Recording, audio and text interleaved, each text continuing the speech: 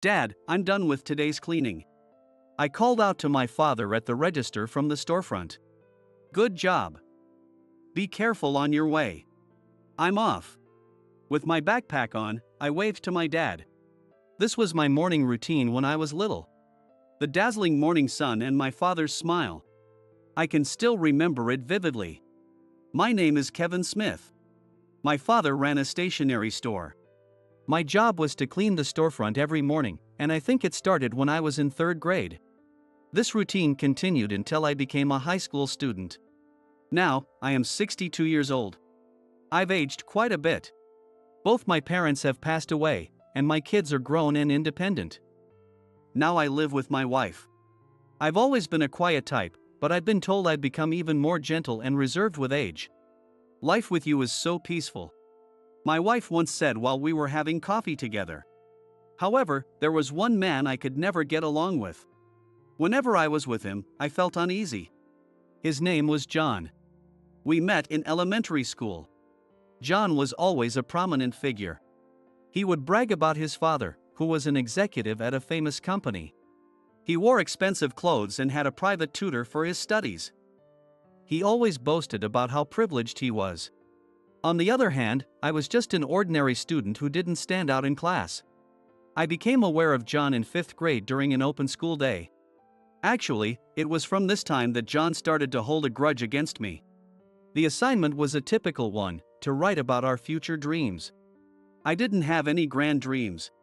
I just vaguely thought I would take over my father's store. So, I wrote about my daily routine in my essay. At home or the store, especially keep the entrance clean. If you always keep it ready to welcome good people and good luck, happiness will come to you. My father would say this almost like a mantra. That's how my morning cleaning routine started. Additionally, my father believed that stationery is a tool to accumulate knowledge and experience.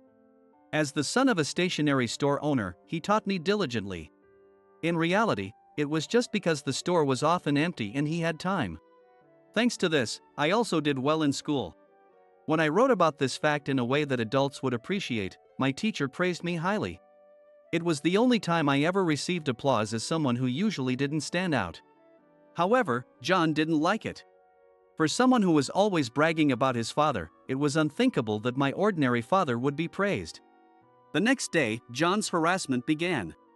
For a stationery store owner's kid, you use shabby pencils. Your eraser is small and dirty. Your store must sell nothing but defective products. Hey, everyone, don't buy anything from Kevin's store. He constantly made fun of our store and sometimes even did things that seemed like sabotage. John's family was influential in the community. No one dared to defy him. I became even more invisible, spending my days quietly. This situation continued into middle school, but as the number of students increased and we were placed in different classes, John's bullying decreased, and I managed to find some peace. Later, I aimed to attend the local public high school. When I heard John was going to a prestigious private high school, I was genuinely relieved. But life is full of ups and downs. Soon after I started high school, my father's stationery store ran into financial trouble. A large shopping center opened about 15 minutes away by car. Its variety and prices were unbeatable for a small, family-run store. Despite my father's efforts for 2 more years, he eventually had to close the store.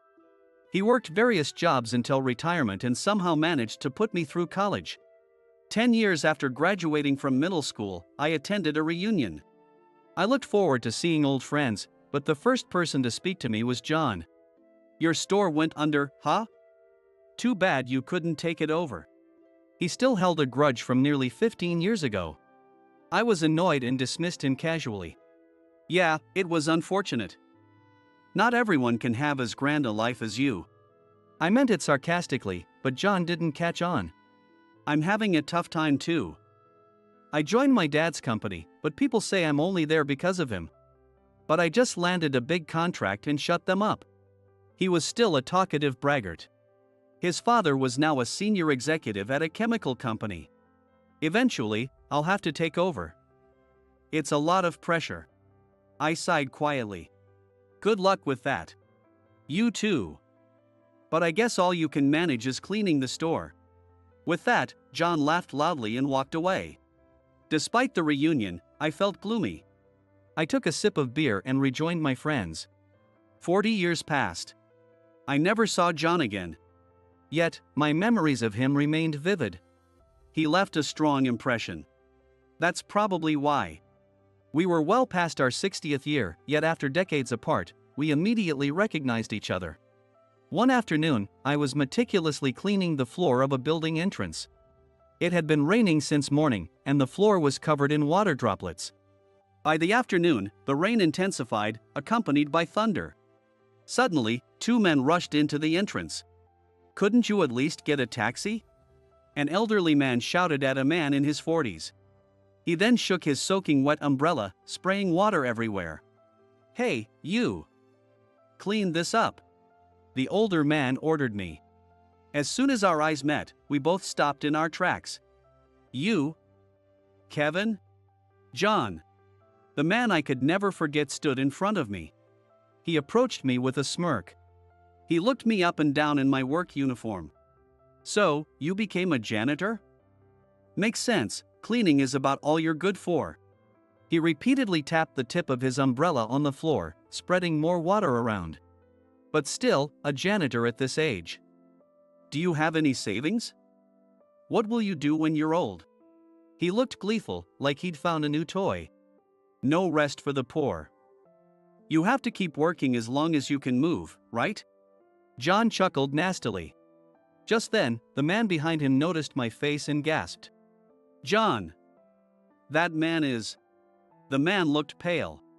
But John didn't notice. "Huh? This guy?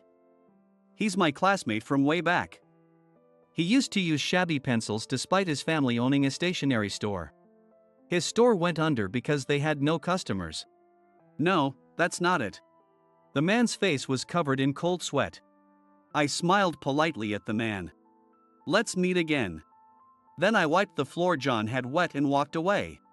"Well, good luck to you. I have an important business meeting now, unlike you." As I glanced back, I saw John laughing, while his subordinate had a serious expression on his face. 10 minutes later, I changed into a suit and entered the large conference room on the upper floor of the building. Guided by my secretary, Hannah, I took my seat, surrounded by employees who greeted me. I've always said I don't like formalities. "Relax." They smiled and their expressions softened. "Let's get started." At my signal, an employee at the door moved. He soon brought in our business meeting counterparts. "Thank you for your time today. My name is Michael, and this is our manager, John." It was the man who turned pale upon seeing my face at the entrance earlier. Michael glanced around at the employees, and when he spotted me, he straightened his back again. "I deeply apologize for earlier." John finally realized my presence. "Huh? Wait, Kevin? John. This is Executive Vice President Smith." Michael whispered urgently to John. "What? EVP? Kevin?" "Yes, Executive Vice President Smith." Michael's voice rose. I spoke deliberately and slowly. "Nice to see you again." "No way. You're really Kevin?" John's reaction caused a stir among my employees. "Yes, he's my elementary school classmate," I told them, calming the room. With that, John finally understood exactly who I was. You're a janitor?" That was more of a good luck ritual. I always do it before a new deal, hoping for a good connection. "I hope today's meeting doesn't turn out to be a bad one." John's face turned pale. "Well, what now?" I pondered silently. Unable to take over my father's store, I joined a major stationery manufacturer after college. It's a company everyone would recognize by name. My childhood knowledge of stationery must have helped me get in. Initially, I was assigned to the planning department, working on various collaborations aimed at children. However, children's products lost their appeal quickly and didn't do well. Eventually, I shifted my focus to high-end and high-quality stationery for adults, aiming to create products that would be status symbols like old-fashioned fountain pens. The stationery is luxurious yet user-friendly. I had confidence in that plan. But I was also anxious, so the day before my presentation, I cleaned my desk and the shared areas of the planning department before heading home. The presentation was well received, and the product became a smash hit after its release. Stationery is a tool to accumulate knowledge and experience. If you always keep it ready to welcome good people and good luck, happiness will come to you. My father's words echoed in my mind. This success led to my promotion. Continuing the habit of cleaning the office before presentations or important events earned me a reputation for meticulousness. And I was eventually noticed by the quality control department head. Ensuring the quality of products and their production environment suited me well. By the time I turned 60, I had risen to executive vice president in charge of quality control. Since then, whenever an important meeting or negotiation was coming up, I would discreetly change into work clothes and clean the entrance. At first, people found it odd that an EVP would do such a thing, but now it's a tradition no one questions. Today's meeting was about a new gel ink for pens developed by a major chemical company, which I was looking forward to. But I was surprised when I saw the company's name. John's Company. And John himself was coming to the meeting. You tricked me? I never said my job was as a janitor. Anyone would be fooled seeing you dressed like that. This company employs a fraud as an EVP? John. That's enough. John was reprimanded by his subordinate, and even he fell silent. I sighed dramatically. Being disrespectful, changing your attitude based on someone's status, and engaging in lowly behavior behind the scenes. Having someone like that as a manager makes me worry about what your company might do when we're not looking. I stood up. Please wait. Our products are highly rated for their quality. At least hear us out. I looked directly at John, my voice firm. Then please review your internal management and come back. I am very interested in your products. With that, I left the conference room. As Hannah followed me, she peered at my face. What happened today? You seem harsher than usual. Even Hannah had noticed my displeasure. Wounds from childhood are surprisingly deep. I looked up at the ceiling as we walked down the hallway. I don't know what discussions took place at John's company afterward. I only heard that John was demoted and stripped of his title.